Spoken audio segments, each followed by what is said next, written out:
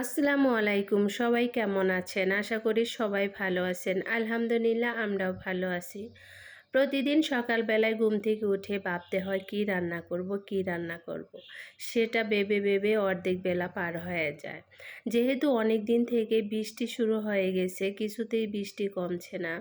গরমের দিনে দেখা যায় মাছ মাংস এত বেশি খাওয়া ঠিক না।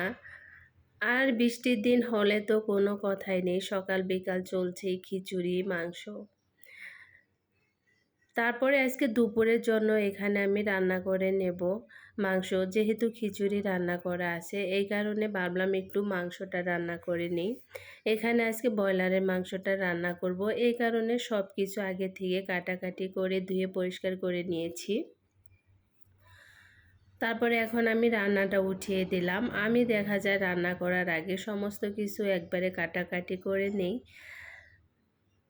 তারপরে রান্নার সময় দেখা যায় সেটা রান্না করতে অনেক বেশি সুবিধা হয়ে যায়।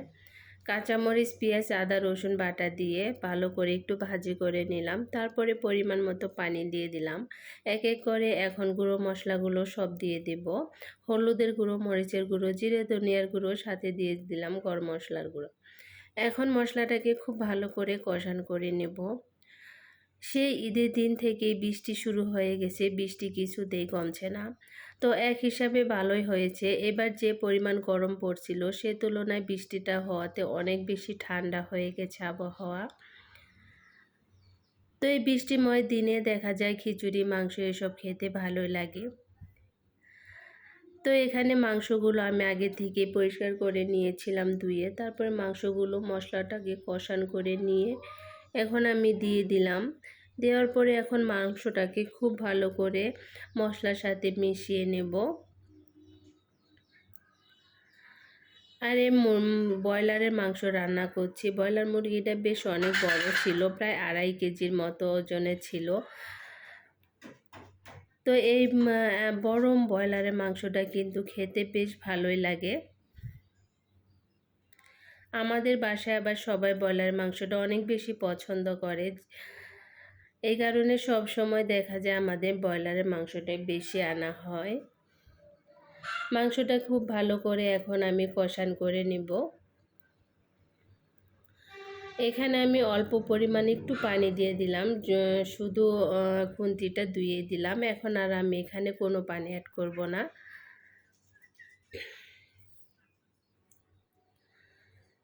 এটাকে এখন আমি ঢাকনাটা ঢেকে দিয়ে বেশ কিছুক্ষণ কষান করে নেব মাংসটাকে।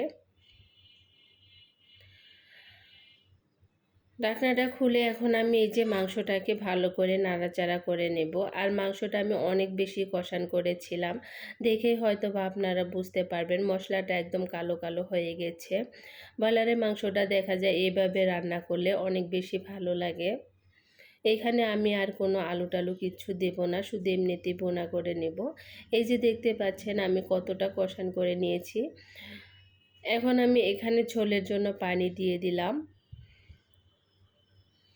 পানিটা দিয়ে এখন আমি একটু নাড়াচাড়া করে ঢাকনাটা ঢেকে দেব।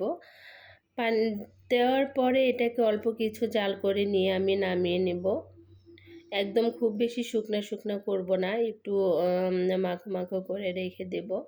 তরকারিটা আমার হয়ে গেছে, এই যে দেখতে পাচ্ছেন কালারটা বেশ সুন্দরই হয়েছে। সবাই ভালো থাকবেন, আল্লাহ হাফেজ।